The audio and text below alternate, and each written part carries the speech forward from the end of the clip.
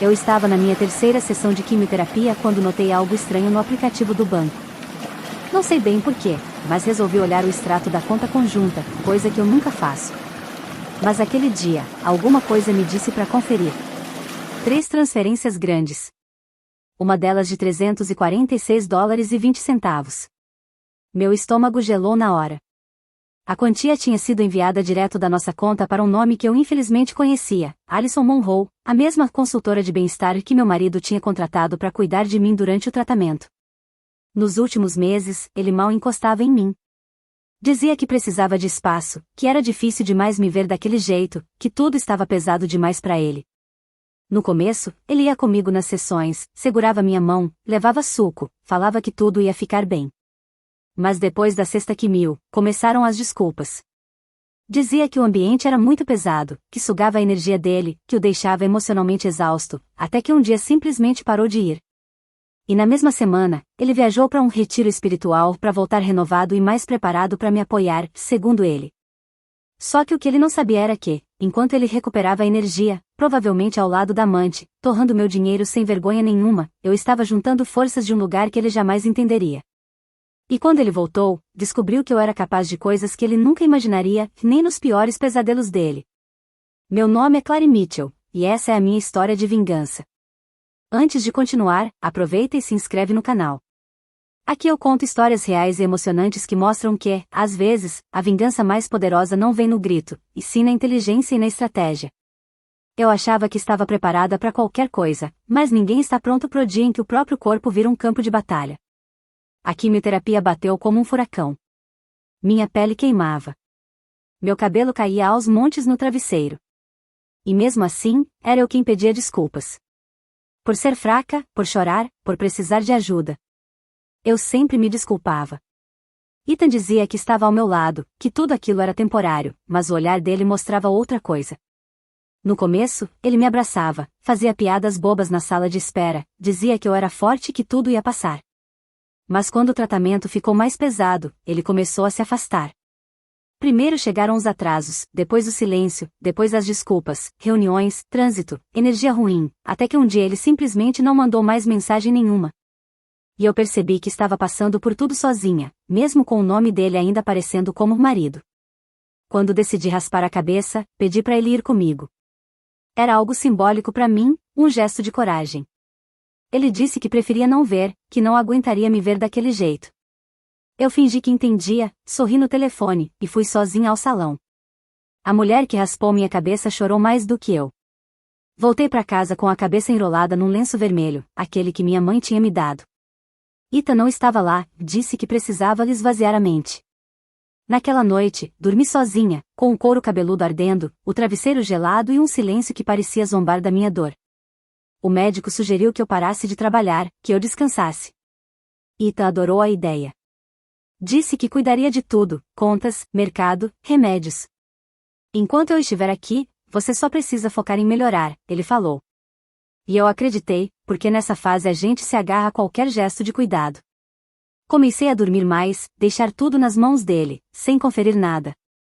A conta conjunta era usada só por ele. Eu achava que estava em boas mãos. E por um tempo, estava, até que comecei a perceber as coisas. Ethan parecia feliz demais, como alguém vivendo outra vida, bem distante da dor da mulher que ele jurou amar. Ele começou a sair mais. Disse que estava fazendo um curso de respiração, para aprender a ser um apoio melhor, para cuidar de alguém em sofrimento. Eu não questionei. Sinceramente, até parecia algo bonito. Mas junto com esse novo Ethan veio a ausência total. As sessões de quimio eram longas. Os exames cansativos. E o pior de tudo era não ter ninguém para dividir aquilo comigo. Até as mensagens dele ficaram curtas. Sem carinho. Sem perguntas. Foi nesse vazio que ele apareceu com uma solução milagrosa. Contratei uma consultora holística. Ela vai te acompanhar e cuidar de você. O nome dela é Alison Monroe. No começo, pensei que ele estava realmente tentando me ajudar. Eu queria acreditar no melhor. Alison era doce, falava baixinho, fazia chá de gengibre com limão. Mas tinha algo nela que incomodava, ela era presente demais. O perfume era doce demais. Ela sabia demais. Sabia onde estavam meus exames, quais remédios eu tomava e os horários certinhos. Ethan começou a citar ela o tempo todo. A Allison disse isso. A Allison acha aquilo. Pergunta pra Allison. Quem estava doente era eu, mas era ela quem ocupava todos os espaços. Quando os dois desapareceram por 2 dias para um retiro de respiração, comecei a ligar os pontos. Hoje percebo que ele nem tentou esconder. Mas ainda faltava uma coisa: prova. Prova de que eu não estava pirando. Durante uma sessão de quimio, sozinha, paguei um exame pelo aplicativo do banco. Não era algo que eu costumava fazer, Ethan sempre dizia para deixar tudo com ele. Mas naquele dia, alguma coisa me fez olhar o extrato depois do pagamento. E lá estavam 3 transferências enormes. Uma delas de 346.720. Na hora, senti como se tudo dentro de mim tivesse parado. E ali, na sala de espera da clínica, com a agulha ainda no meu braço, eu entendi. Ele não tinha só me traído. Ele tinha me roubado. As enfermeiras passavam sem perceber nada. Eu fiquei ali, imóvel. O celular escorregou da minha mão, a tela ainda acesa. Meu mundo era feito de exames, injeções e uma esperança frágil. O mundo dele era feito de spas, transferências, yoga e recomeços. Mas o que Ethan não sabia é que, mesmo com o corpo fraco, a minha alma estava despertando. E uma mulher que desperta é uma força que ninguém consegue parar, principalmente quando carrega dor e vontade de vingança no mesmo peito. Eu prometi a mim mesma que faria ele sentir 1000 vezes pior do que eu me sentia naquele momento. Mas para isso, eu precisava de um plano bem feito e de uma frieza absoluta. Um dia, ele simplesmente parou de fingir. Começou a me tratar como alguém que ele tinha certeza que ia morrer logo. Dormia longos cochilos, saía para desestressar, comprava vinhos caros, como se tivesse algo para comemorar. Enquanto eu passava os dias na cama, enjoada e tonta, ele dizia que precisava limpar a mente. Foi aí que caiu a ficha. Na cabeça dele, eu não viveria mais do que 3 meses. Ele já tinha aceitado a minha morte. Já vivia como um viúvo, de uma pessoa que ainda estava viva. E pior, começou a gastar como se já estivesse sozinho. Como se tudo que era meu, incluindo a herança da minha mãe, fosse algum tipo de prêmio de loteria que ele mal podia esperar para torrar. A herança que minha mãe deixou era toda a segurança que eu tinha. Ela sempre dizia: Claire, esse dinheiro é o seu escudo. Nunca dependa de homem nenhum. Mas quando eu fiquei doente, eu não consegui cuidar de tudo. Sinceramente, eu não tinha forças. Deixei o Ethan cuidar das finanças. Ele se ofereceu, e eu nunca imaginaria que o homem com quem vivi por 10 anos faria isso comigo. Ele disse que queria me poupar do estresse. Eu aceitei porque confiava nele. Porque amava ele. Porque nunca passou pela minha cabeça que ele aproveitaria que a esposa estava em quimioterapia para se beneficiar. Agora tudo fazia sentido. As compras caras, assumidas, a felicidade que eu não via no rosto dele há anos. Enquanto eu lutava para continuar viva, ele usava o meu dinheiro para construir uma nova vida. Nunca vou esquecer o que vivi naquela época. Sozinha, no escuro, sentindo meu coração desacelerar. Foi aí que lembrei da minha mãe e da promessa que fiz no funeral dela. Eu não vou ser fraca. Eu não vou deixar ninguém me apagar como fizeram com você. Respirei fundo e senti uma raiva fria subir pela minha coluna. E, pela primeira vez, eu não queria só sobreviver. Eu queria voltar. Voltar com tudo. Para fazer ele pagar por cada segundo em que me tratou como se eu já estivesse morta. Quando ele voltou daquele retiro, entrou em casa sorrindo. Trouxe um colar estranho, cheio de pedrinhas coloridas, dizendo que era para alinhar meu propósito de cura, que eu tinha atraído essa doença e que poderia me curar com energia positiva. Eu agradeci com um sorriso calmo. Quando ele subiu para tomar banho, abri o notebook dele. Minhas mãos tremiam, eu ainda estava fraca, mas comecei a olhar tudo, cada extrato, cada transferência, cada gasto, cada detalhe. E foi aí que eu encontrei. Um nome, um número, um endereço. Nada era meu, mas tudo tinha sido pago com o que era meu. Naquele momento, com a pele gelada e os olhos queimando, eu decidi, se a morte estava me rondando, ela teria que esperar. Porque antes de eu sair deste mundo, eu destruiria o dele. Em um dos extratos, tinha um pagamento recente. $2.800 de entrada, mais 2 meses pagos adiantado. Nome da conta, Allison Monroe. Destino, um endereço que eu nunca tinha visto. Fiquei com aquilo na cabeça até lembrar de uma coisa. Ethan tinha o péssimo hábito de salvar recibos em pastas aleatórias do computador. Abri uma pasta chamada Future Projects, que ele usava para rascunhos do trabalho, e lá estava, um PDF chamado Lease Unit 1702. O contrato estava no nome da Alison, mas quem pagou foi ele. O apartamento ficava longe, do outro lado da cidade. Varanda, vista para o lago, eletrodomésticos novinhos, tudo comprado com o meu dinheiro.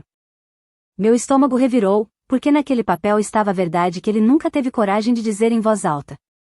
Ele já estava recomeçando a vida. E fez isso contando que eu não estaria viva para ver. No dia seguinte, pedi para minha irmã me levar até o endereço. Não contei o motivo, só disse que precisava sair de casa. Quando chegamos, fiquei do outro lado da rua, observando de dentro do carro. Pouco depois, Ethan saiu. Usando roupas leves, caras, rindo ao telefone. Atrás dele, Alison segurando a mão dele. E ela estava usando um dos meus colares. Naquele momento, eu não chorei. Não gritei. Eu só senti uma coisa com absoluta clareza. Isso não ia acabar daquele jeito. Então, com o corpo fraco e a alma pegando fogo, comecei a montar o plano que destruiria os dois publicamente, com a mesma frieza que eles usaram para me apagar no meu momento mais frágil. No dia seguinte, Alison apareceu com um suco fresco, uma florzinha no cabelo e um sorriso calmo que me deu enjoo. Você precisa manter a mente tranquila, Clary, ela disse, como se estivesse falando com uma criança. Como se ela não fosse a mulher dormindo com o meu marido enquanto eu lutava pela minha vida. Eu fingi que não doía. Fingi que não sabia. Mas cada gesto dela, cada toque, cada se cuida era um insulto escondido. Ela cuidava de mim como quem alimenta um pássaro ferido, só esperando ele morrer. Eu não chorava mais. Nem de raiva, nem de humilhação. Eu só observava. Ela arrumava minha cama como se fosse dela. Guardava meus remédios no mesmo armário onde eu colocava cartas antigas. Ela estava em todos os cantos. Parecia que estava ensaiando para ocupar o meu lugar, e ainda por cima com a minha permissão. Quando ela saiu para comprar flores, claro que eram flores, eu abri o notebook, criei uma pasta nova. Coloquei o nome Evidências. Cada recibo. Cada extrato bancário. Cada print de e-mail que o Ethan esqueceu de apagar. Eu juntei tudo com calma, com frieza, com estratégia. Porque se eles achavam que eu ia morrer quieta, estavam muito enganados. Eu ainda estava aqui. E agora eu era perigosa. Procurei o advogado que cuidou da herança da minha mãe. Fui ao escritório dele pessoalmente, mesmo tremendo de fraqueza. Entreguei a pasta com as evidências e contei tudo. Ele me olhou com a seriedade de quem entende o tamanho da situação. Você tem um caso muito forte, Clary. E se isso for para a justiça, ele vai sair pior do que você imagina. Era tudo o que eu precisava ouvir. Eu não queria escândalo. Eu queria estratégia e justiça. Nos dias que vieram depois, continuei fingindo. Eu deixei o Ethan me beijar na testa como se ele fosse o herói da história. Deixei a Alison fazer chá de camomila, passar pomada, encher a casa com aquela voz doce e venenosa. Ela não fazia nada por compaixão.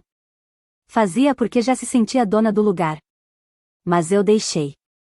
Deixei porque agora eu estava coletando evidências. Ela era boa em fingir. Mas eu era melhor. Fingi gratidão. Fingi fraqueza. Fingi ignorância. Enquanto isso, minha pasta de evidências só crescia. E minha alma começava a respirar de novo, porque quanto mais ela me servia com aquele sorriso falso, mais eu sabia que o que viria depois seria ainda melhor, mais preciso, mais destrutivo. Até que uma noite ela deixou o celular destrancado no balcão. E eu li, e fotografei, a mensagem que selaria o destino dos dois. Porque aquilo não era só traição. Era crime. Fingi que estava procurando um remédio. Cheguei perto, silenciosa. O chat estava salvo como Vita. Abri com um deslizar de dedo. A primeira frase tirou meu ar. Ela está piorando rápido. Logo vamos resolver tudo. Rolei devagar. Eles falavam de mim como se eu já estivesse enterrada, como se eu fosse um incômodo, um obstáculo. Falavam de dinheiro, da última transferência, de encerrar tudo. Ethan escreveu. O próximo passo é acertar tudo com o advogado. Alison respondeu com um emoji de coração. Naquela hora, tirei uma foto da tela e enviei para o meu e-mail. Voltei para a sala e sentei no sofá como se nada tivesse acontecido. Ela trouxe chá, me cobriu com um cobertor e desejou boa noite. Eu agradeci. Quase sorri. Mas por dentro, tudo tinha mudado. Eu não era mais só uma esposa traída. Eu era uma vítima com provas de uma conspiração. Na manhã seguinte, procurei uma amiga antiga da minha mãe. Ela trabalhava com sistemas de segurança e devia um favor à nossa família. Expliquei que precisava instalar uma câmera discreta no corredor entre a cozinha e o quarto. Ela não fez nenhuma pergunta. No fim do dia, tudo já estava instalado, e eu conseguia acessar as câmeras pelo meu próprio celular. Aos poucos, eu fiquei viciada nas gravações. Assistia tudo da minha cama, em silêncio, de fones. Eles andavam pela casa como se eu fosse só um móvel. Ita às vezes puxava ela pela cintura na cozinha, falando sobre o novo apartamento. Alison mexia nas minhas coisas como se já fossem dela. E agora tudo estava sendo gravado. Uma semana depois, eu peguei uma cena inteira. Eles estavam falando sobre a herança. Alison disse que Ethan devia acelerar o processo. Ele ficou na dúvida, disse que precisava esperar o último laudo médico. Ela retrucou. Tá esperando o quê? Que ela morra naturalmente. A câmera pegou tudo. Até o silêncio depois, daquele silêncio de duas pessoas que já decidiram algo. À noite, salvei o vídeo e enviei para o advogado. E, pela primeira vez em muito tempo, dormi em paz. Meu corpo ainda estava fraco, mas minha mente nunca foi tão clara. Eu sabia que essa vingança já tinha tudo para ser perfeita. Comecei a dizer que estava mais cansada, mais fraca. Forcei mais tosse, falei mais devagar. Ethan sempre perguntava. Quer que a Alison durma aqui hoje? Eu balançava a cabeça com um sorriso triste. Prefiro ficar sozinha. Eles acreditavam porque queriam acreditar. Enquanto isso, eu estava melhorando em segredo. Pouco a pouco, a febre sumiu. O enjoo passou. Mas eu fingia o contrário. Cada gemido falso era uma máscara. Cada suspiro exagerado, um escudo. Ethan começou a relaxar. Achava que estava tudo sob controle. Alison, mais esperta, me observava de lado, mas não tinha prova de nada. E eu? Eu tinha provas demais. Capturei outra gravação incriminadora. A câmera pegou Ethan no telefone com alguém do banco. Ele perguntava sobre liquidação antecipada dos bens conjuntos. A voz dele era fria, técnica, prática, como se eu já tivesse desaparecido. Naquela noite, antes de dormir, Ethan bateu na minha porta segurando um envelope. Ele disse que era só um documento de segurança, nada urgente. Eu sorri fraco, com a voz baixa, e falei. Deixa aí na comoda. Eu assino amanhã, se eu ainda estiver viva. Quando ele saiu, abri o documento com as mãos tremendo. Era um pedido formal para transferir o único dinheiro que ainda estava só no meu nome, fora da nossa conta conjunta. Ele disse que tinha encontrado um tratamento incrível no exterior. Uma clínica em Toronto com terapias mais modernas, menos agressivas. Disse que já tinha até entrado em contato, que eles pediam um depósito adiantado e que, se eu quisesse viver, não podia perder tempo com burocracia. Mas quando pesquisei, a clínica não existia. O e-mail era falso. Tudo parte de um golpe. Ele realmente achava que, além de fraca, eu era burra. Aquele dinheiro era a única coisa que eu nunca tinha mexido. E ele sabia. Queria me deixar sem nada. Tinha tanta certeza de que eu ia morrer que planejava drenar até o último centavo, para nem meus parentes herdarem alguma coisa. Quando acordei, falei para ele que estava confusa com os termos e precisava de ajuda para entender. Ele me abraçou forte, disse que ia cuidar de tudo e que eu só precisava confiar nele, como se isso ainda existisse. Mais tarde, fui ver o advogado de novo. Levei o documento, mostrei cada detalhe, e ele foi direto. Esse homem tá tentando acabar com tudo que é seu. Naquele momento, eu não era só uma paciente em recuperação. Eu era uma mulher prestes a revidar. Passei a acordar diferente. Mais forte. Mais certa. Uma certeza que não treme mais. Porque quando uma mulher sangra em silêncio por tempo demais, chega uma hora em que ela para de chorar e começa a agir. Fiz uma xícara de chá, passei um batom nos lábios ressecados e abri o computador. O advogado tinha me mandado mensagem. Tá tudo aqui, Clary. Temos provas suficientes. Os extratos, as gravações, os documentos, o contrato falso da clínica no Canadá, a tentativa de mexer no meu fundo pessoal, a conta no nome da amante, o pedido para me tirar da minha própria apólice de seguro de vida. Não era só traição. Era tudo planejado. Era crime. Ethan saiu dizendo que ia na farmácia comprar vitaminas, mas eu sabia exatamente para onde ele estava indo, aquele apartamento à beira do lago, com vista perfeita para recomeços. Antes mesmo da porta fechar, eu já estava no telefone com o banco, bloqueando contas, ativando travas, pedindo rastreamentos oficiais. O advogado me guiava passo a passo por videochamada. Enquanto isso, mandei uma mensagem curta para Alison, do meu número. Eu sei de tudo. Depois desliguei o celular e deixei ali no balcão, para eles não poderem rastrear. Em seguida, mandei todos os documentos para o advogado e para mim mesma, num backup criptografado. Se algo acontecesse, nada mais seria segredo. Antes de sair, troquei de roupa. Nada de lenço na cabeça, nada de cara de doente. Vesti a blusa vermelha da minha mãe, uma calça jeans firme e batom. Pela primeira vez em meses, me olhei no espelho sem medo, e vi a mulher inteira, viva. Cheguei ao escritório do advogado exatamente às 14 horas.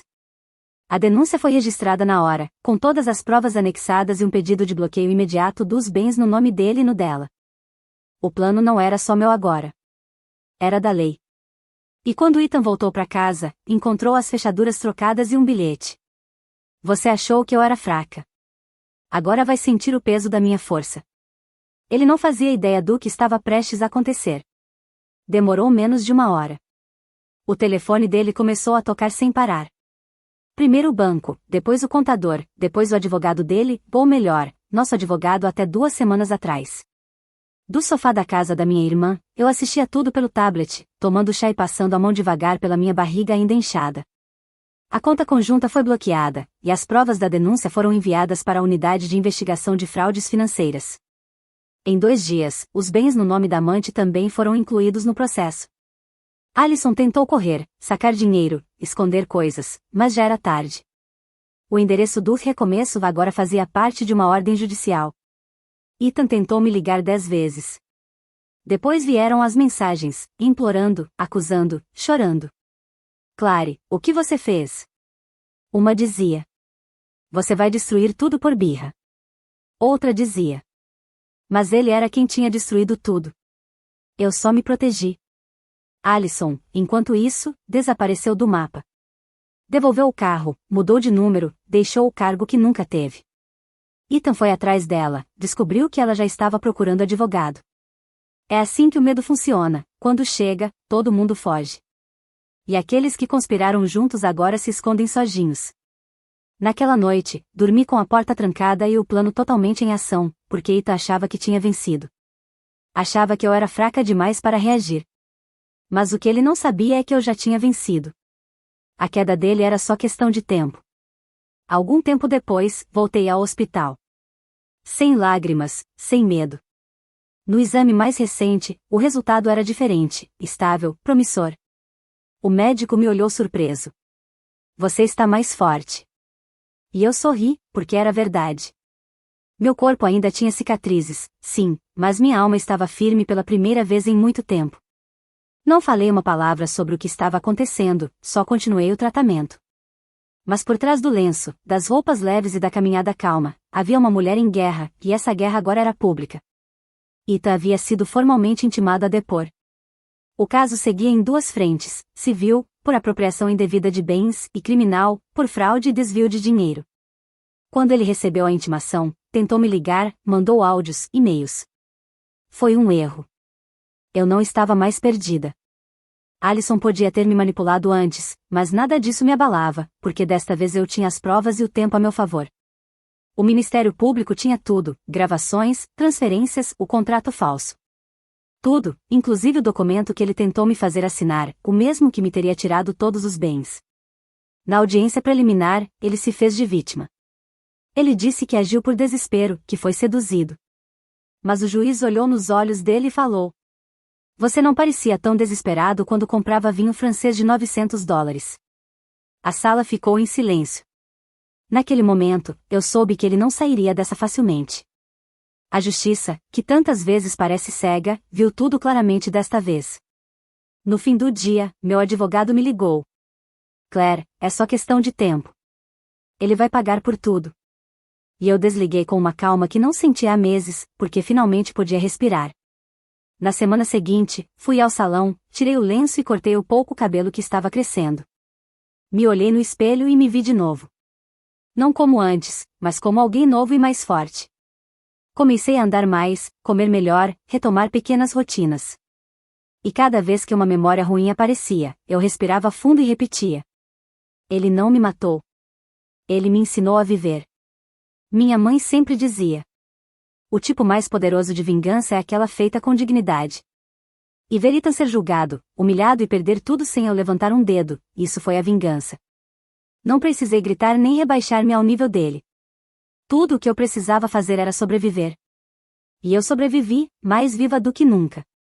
O juiz deixou claro ao dar a sentença: 3 anos de prisão, sem liberdade condicional, perda parcial de direitos civis e restituição total dos bens roubados.